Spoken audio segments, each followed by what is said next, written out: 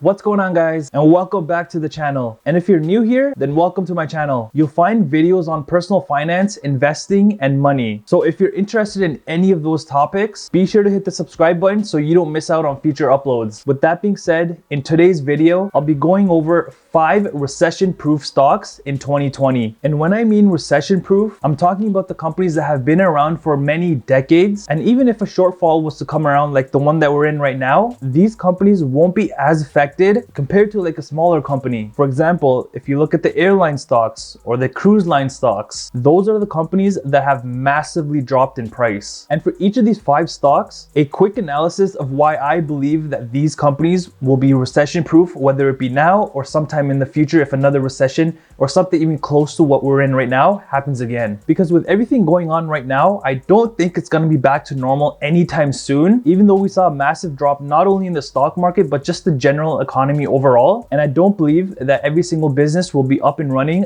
just like how they were before everything just started happening. And keep in mind that the 5 that I mentioned will all have dividends that they pay out. So the longer you hold them, the more money you'll be making off of compounding. And because there's a huge list of stocks that are considered recession proof that I believe, I'll only be going over my 5 favorite ones, because otherwise this video will be hours long. So let's get right into the 5 recession proof stocks of 2020. Okay, so number 1 on the list is Visa. And just to give you a quick synopsis of what Visa does, just in case you don't know, I don't know why you wouldn't, but Visa is a payments technology company that operates worldwide. You've probably seen them all across stores, online, pretty much anywhere where you buy stuff, you will see Visa. So the one thing that I really love about Visa is that it acts as a middleman between a consumer and a business. And I think that's a really amazing business model to have, because you don't have to worry about lending out money or any of that sort. So let's dive right into Visa and take a look at what the chart shows us before we jump into the balance sheets and the income sheets. And as you can see here, if you look at the overall trend and the overall chart of Visa, you'll notice a nice steady increase in price year over year. And if we dive a little deeper and take a look at Visa's dividend yield, you'll see here that they pay out a dividend of 0.67%. Now, that's not the greatest, but at the same time, it's not the worst. Because let's face it, it's better than nothing, right? And if we take a look at Visa's dividend history, and you'll notice here for the past 11 years, they have been increasing their dividends year over year. And Visa pays out their dividends every single quarter. So let's move on to looking at Visa's financials. And if you take a look here, you can see that year over year, since 2016, their revenue has been steadily increasing, and also their earnings have been increasing as well. So to me, that's a really good sign. Here, if we take a look at Visa's income statement, you'll notice that their total revenue has been increasing year over year as well,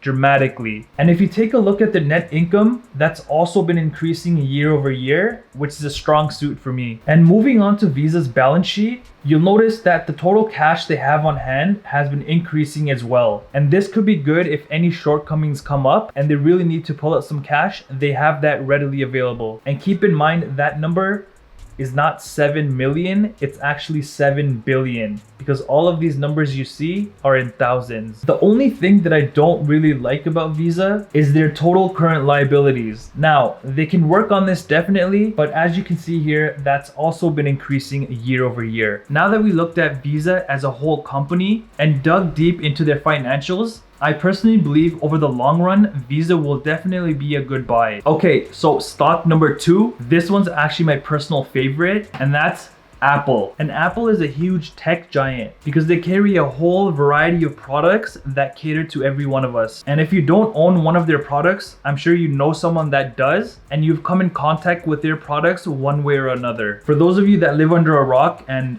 have never heard of Apple or seen their products, it consists of phones, computers, they have Apple TV, they have AirPods, they have watches, and so on. And if we take a look at Apple's price, back in February, before this whole pandemic started, Apple was trading around $327. And when the pandemic hit, its price dropped about 31%. And as you can see, its current share price has definitely made its way back up, and it's up over 33%. Okay, so let's start digging into Apple. So let's take a look at their dividend yield and what they offer currently. Right now, they have a dividend of 1.10%. Now, this is much better than what Visa was offering, considering how big of a company Apple is. And if you take a look at Apple's dividend history, you'll notice here over the last 7 years, they have been increasing their dividends year over year. And just like Visa, Apple also pays their dividends every single quarter. And if we dig deep into their financials and take a look at their annual revenue and earnings, you'll notice here that since 2016, their annual revenue has been increasing. And in 2018, you can see it was a little over $260 billion compared to 2019, where it was right at $260 billion.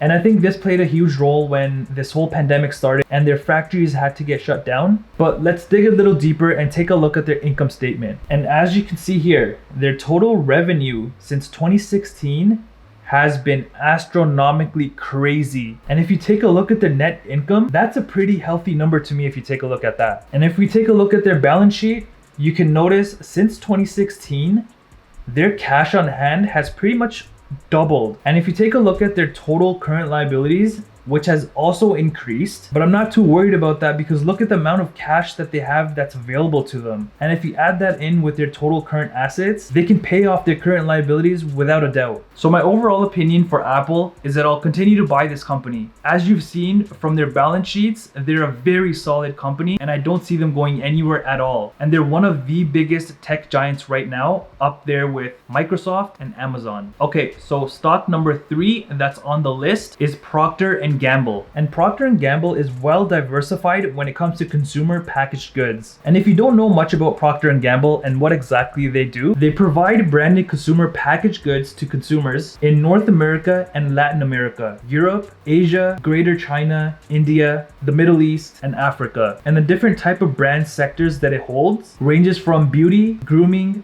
healthcare, fabric and home care, baby, feminine, and family care. And if we take a look at the Procter & Gamble chart, you'll notice near the end of February, it was trading around $126. And right around when the pandemic hit, it started getting a little choppy, as you can see here. And as you can see, near the end of March, the price decreased about 22%. But then in mid-April, it quickly increased again and was up over 27%. And I think that's due to people using their products as a necessity on a day-to-day basis. So let's dive right into Procter & Gamble and take a look at their dividend yield. Currently, Procter & Gamble is offering a dividend of 2.73%. And this is the highest dividend yield compared to the 2 other ones that I just spoke about. And if you take a look at Procter & Gamble's dividend history, you'll see here that over the last 63 years, they have been increasing their dividends year over year. And just like the last 2 companies, Procter & Gamble also pays their dividends every single quarter. And this should show you that over the last 63 years, even though they've been increasing their dividends year over year, you can see that even through tough times, they've still been able to pay their shareholders dividends. And I think that's a really strong characteristic about a company for them to have. So let's take a look at Procter & Gamble's financials. And if you take a look at their annual revenue, you'll notice that it hovers around the 65 billion mark. And this just shows that they've been consistent with the revenue that they earn. And if you take a look at the income statement and take a look at their total revenue,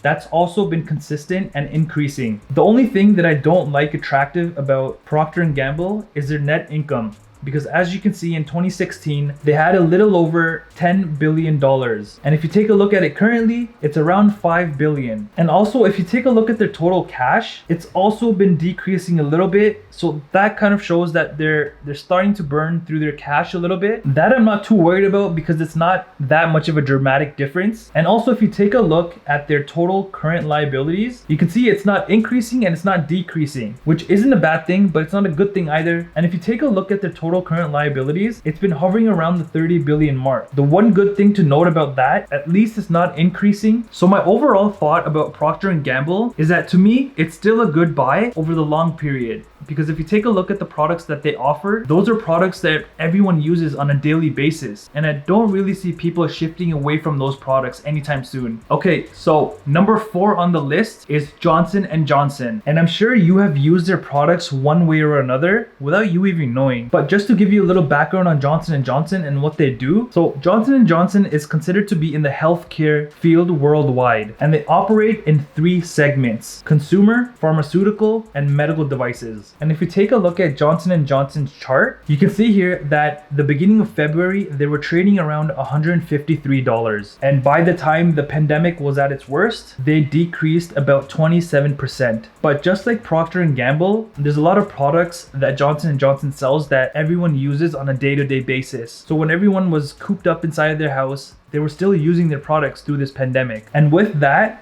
just the end of April, the price actually jumped back up around 39%. And if we take a look at Johnson & Johnson's dividend yield, currently their dividend is sitting at 2.72%, which just like Procter & Gamble is very strong compared to the other two. And if we take a look at Johnson & Johnson's dividend history, it's similar to Procter & Gamble, where Johnson & Johnson for the last 57 years have been increasing their dividends year over year. And just like the last three stocks, Johnson & Johnson also pays its dividends every single quarter. Okay, and if we take a look at Johnson & Johnson's financials, you'll notice that their revenue hovers between around $75 billion to around $80 billion.